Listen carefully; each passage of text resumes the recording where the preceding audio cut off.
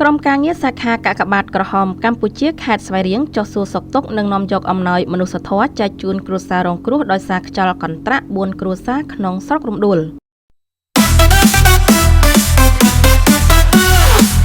នៅថ្ងៃទី6ខែឧសភាឆ្នាំ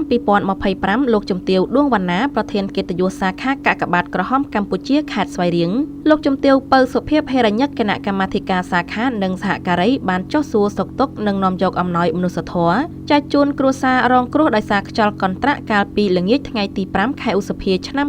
2025នៅស្រុករំដួលនៅឃុំបោះមន3ខ្នងនិងឃុំជ្រុងពពែល1ខ្នងសរុបចំនួន4ខ្នងធ្ងន់2ខ្នងមធ្យម2ខ្នងក្នុងឱកាសនោះលោកជំទាវដួងវណ្ណាបានពំនាំនៅការផ្ដាំផ្ញើសួរសុខទុក្ខពីសម្ដេចគតិប្រិទ្ធបណ្ឌិតប៊ុនរ៉ានីហ៊ុនសែនប្រធានកាកបាទក្រហមកម្ពុជាដែលតែងតែយកចិត្តទុកដាក់គិតគូរខ្ពស់ចំពោះសុខទុក្ខប្រជាពលរដ្ឋគ្រប់រូបមិនប្រកាន់វណ្ណៈពណ៌សម្បុរជំនឿសាសនាឬនិន្នាការនយោបាយណាមួយឡើយហើយសូមសម្ដែងនៅការសោកស្ដាយជាពន់ពេកចំពោះការខូចខាតផ្ទះសម្បែងទ្រព្យសម្បត្តិដែលនេះជាគ្រោះមហន្តរាយដោយធម្មជាតិគ្មាននរណាម្នាក់ចង់ជួបប្រទះនោះទេលោកជំទាវបានបន្តទៀតថាអ្វីត្បិតតែអំណោយមនុស្សធម៌ដែលបាននាំយកមកចែកជូនបងប្អូននាពេលនេះមានចំនួនមិនសមល្មមនឹងការខូចខាតរបស់បងប្អូនតែក៏អាចជួយសម្រាលទុក្ខលំបាករបស់បងប្អូនបានមួយកម្រិតហើយក៏ជាការបង្ហាញនៅការយកចិត្តទុកដាក់ចំពោះប្រជាពលរដ្ឋគ្រប់រូបពីសំណាក់ថ្នាក់ដឹកនាំជាពិសេសគឺកាកបាទក្រហមកម្ពុជាដែលមានសម្ដេចគតិប្រិទ្ធបណ្ឌិតប៊ុនរ៉ានីហ៊ុនសែនជាប្រធាន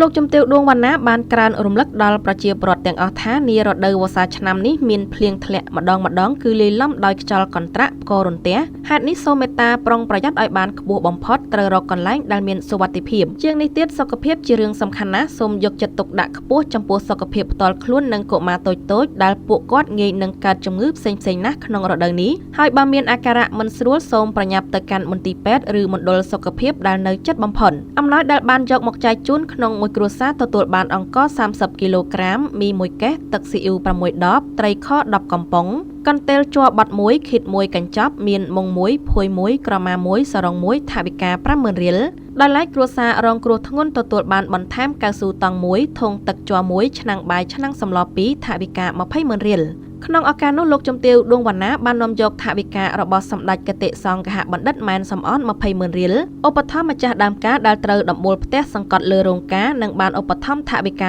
20000រៀលដល់អាជ្ញាធរឃុំដើម្បីជួយរៀបចំផ្ទះដែលរងគ្រោះធ្ងន់ដើម្បីឲ្យពួកគាត់ស្នាក់នៅបណ្ដោះអាសន្ន